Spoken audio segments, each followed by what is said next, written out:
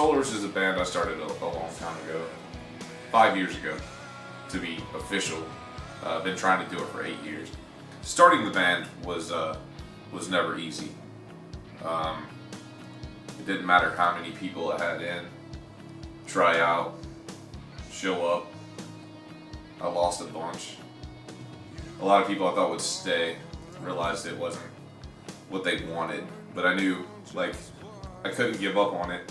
Drew was the first member I got to be in the album's final lineup. Me and Tom actually grew up down the street from each other. We grew apart. We never really talked to each other for like the last 8 years. And then he hit me up, and we came over here. We tried to see what would happen, and then we ended up really digging the chemistry. Fred came from another band. Tom asked if I wanted to join. He came in and kind of saved the day for me on a lot of stuff. He took a lot of weight off my back. I appreciate him a lot. Garrett's the final member of the band. We kind of hit it off musically. He wasn't looking for a guitar player at the time, but when he did, I tried out for the band, and they invited me in.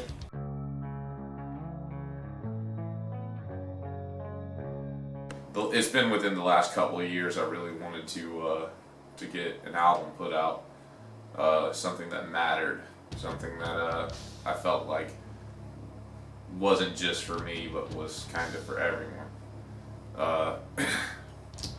It was pretty difficult for the most part. Tracking was a lot of fun.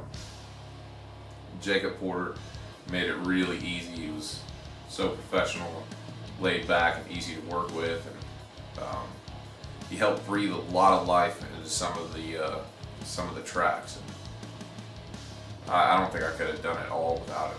Well, as far as our writing method, it's usually Tom will have an idea. He'll have an idea where he wants to go with the melody and his lyrics. And I mean, really, Tom comes in with a pretty solid foundation of an idea, and then once I get a hold of it, we lay the rhythm to it, and then it's all hands on deck. We're all trying to add our little pieces and figure out what sounds cool to it. Kind of played it for a couple weeks, learned down structure of it, group notes, come in, recorded, laid down some flavor to it, and it was real easy, came through.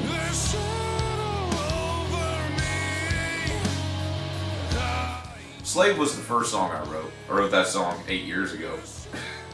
Well, a version of the song. Tracking it wasn't easy either. And we'd set it down for a little while, and then we'd bring it back, and it would take on a new life. Slave's a good song. It's got a lot of power to it, a lot of meaning behind it. Kind of creates an atmosphere. I'm really proud of what the song is and what it means now. And it's definitely a huge milestone itself for me.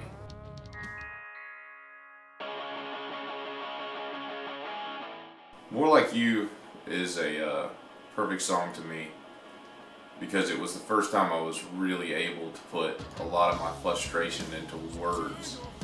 Oh, More Like You, again, a lot of these things, they're ideas or brainchilds of Tom, and then whenever I get a hold of it, that's when it changes into what it's actually going to be. It starts taking on the shape. Not really much to say with More Like You. It pretty much says itself.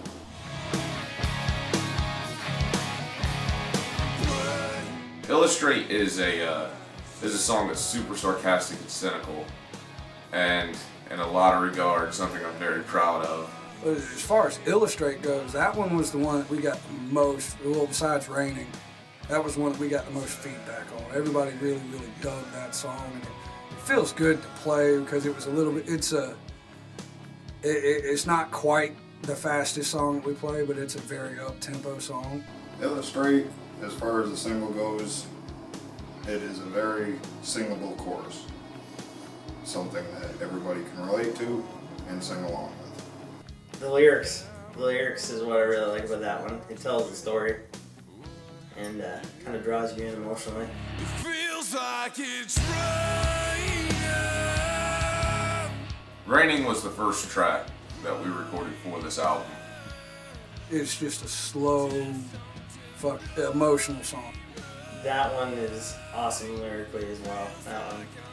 That was the first song I heard, and it's still one of my favorites.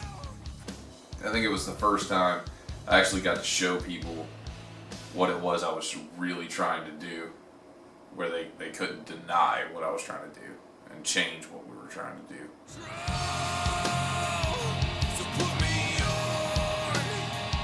Radio is a song that definitely comes from frustration, like most of the album does. And just like me screaming for attention and tired of being unheard. And kind of like forcing everyone to listen for once instead of just turning away. That one's just fun to play. That one's just got some killer guitar parts, especially for me. I just enjoy playing that one. Radio's cool. Radio is actually, it's actually a very close to my heart. I wasn't here to record that. Those drum tracks are actually recorded by Bryce. You know, that's part of the whole roller coaster of it. I wasn't here for that song, but a lot of that song was already demoed out. We already knew where we wanted to go with it. Radio is one of them fun songs you can see everybody out running around having a good time with.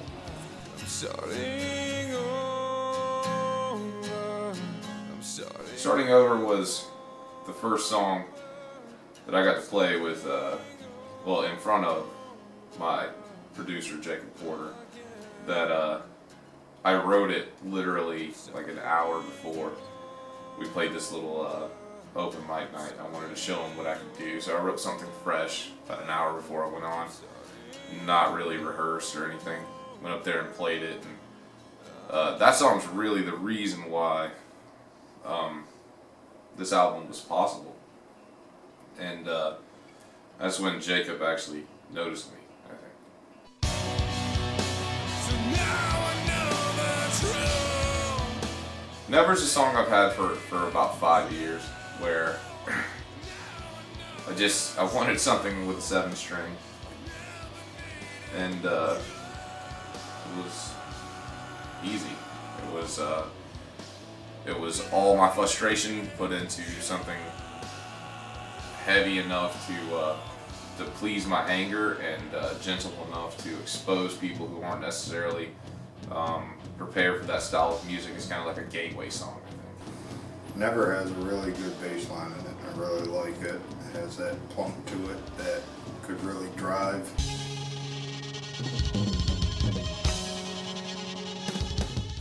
Last Night is a song that I wrote venturing back to a younger version of me.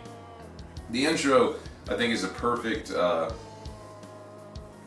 example of what a headache sounds like.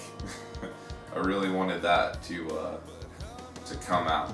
Like you just kind of wake up disoriented and tired and beaten already, and that song's really dark. Last Night was one of them really, really well-written songs. The last half of Last Night was really cool to me, because a lot of these songs, you know, like you sing it and you take it and you do it over and over and over and over and over and over till you get it right. Last Night's a song that at the end of it, I did it all in one take, and hearing it is like, oh wow, like I really meant every freaking word of this.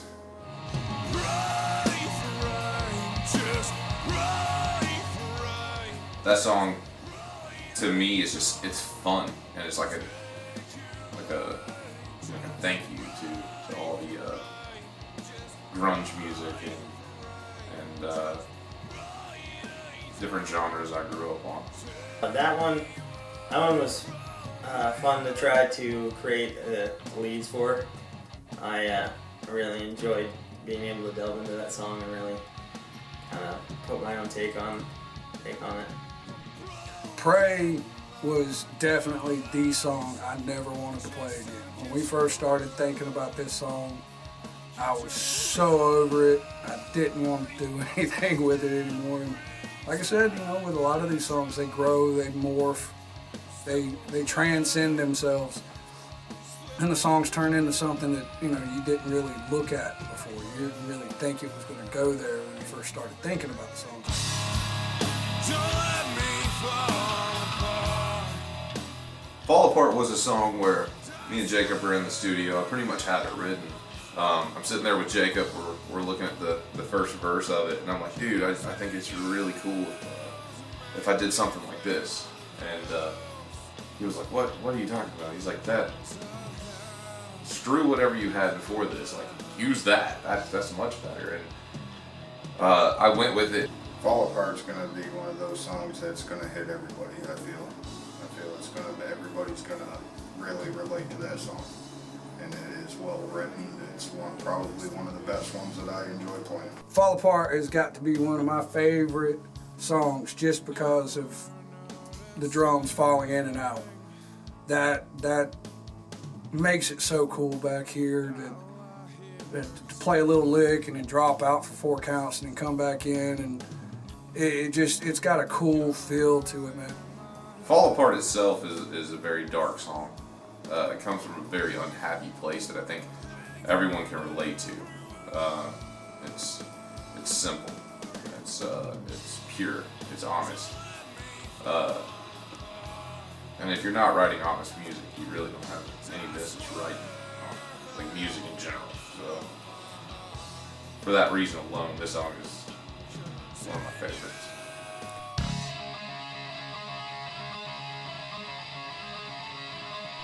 Stationary Sanctuary was a song where, by the time I finally got to it, I was literally burnt. I didn't think I had anything. It's the last song we tracked. It was written in studio by me and Jacob on the spot. Because for 2 months, no matter what I tried to do to attack this song, it wouldn't come out. There was nothing. And I was so angry in general, and I think my anger actually made it impossible for me to write it at the time. And it wasn't until I got in the studio with Jacob that we really brought that thing to life. And that was a riff I've been playing for 3 years or so that I wasn't sure was ever going to make it. I almost wanted to use it as an interlude. So I'm glad it turned into what it did. And I thank Jacob for a lot of that. Stationary Sanctuary started out being, let's see if we can make something really, really heavy and just mean. And I think you can get that when you listen to it, where the quick little chops on the drum, on the bass drum, and just how heavy it starts off at the beginning. We had a little bit of trouble with it. You know, that song ended up having a couple of rewrites, but it came out really, really cool. That song is just gonna be in your face, obnoxious, loud. Gonna have a lot of run around, a lot of fun with that one, a lot of power in that song.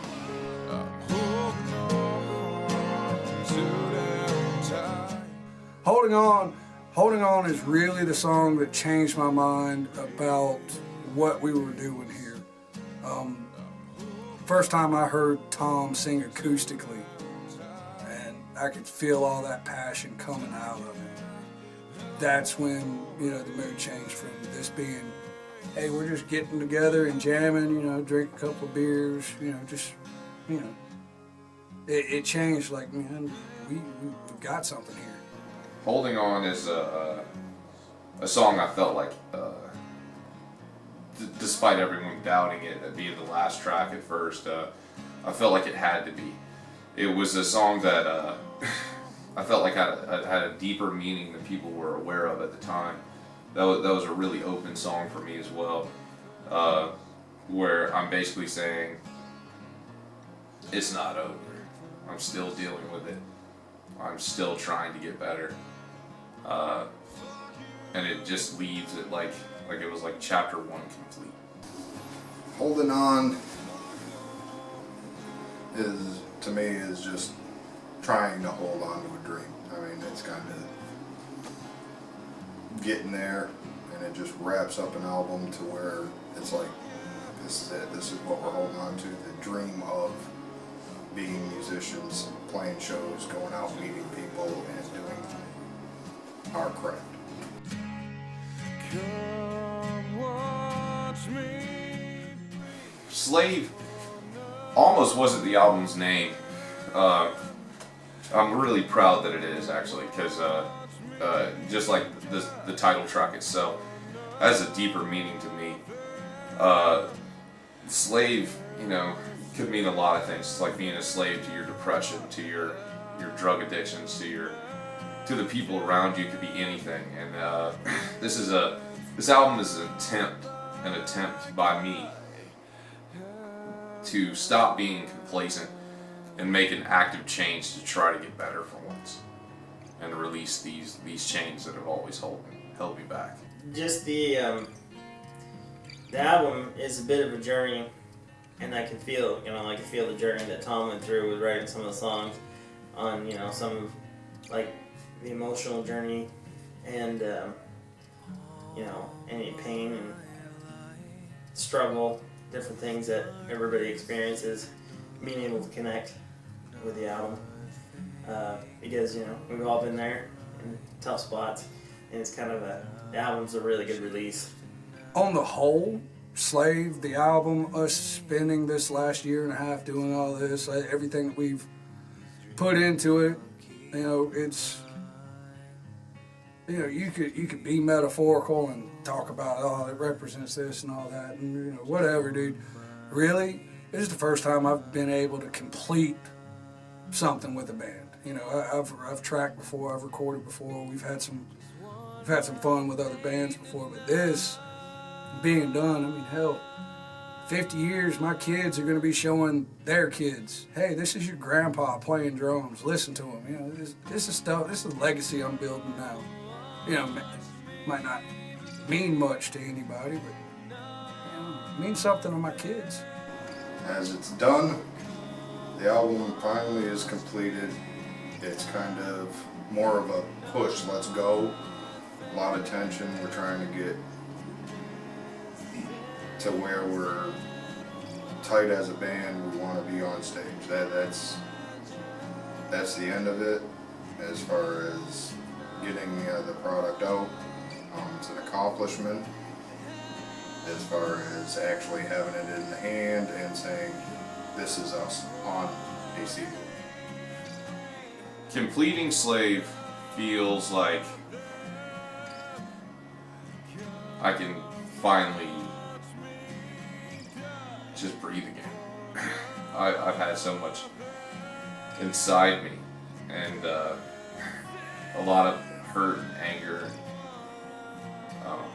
resentment, and getting rid of that feels good. I hope it's permanent, but I can't say.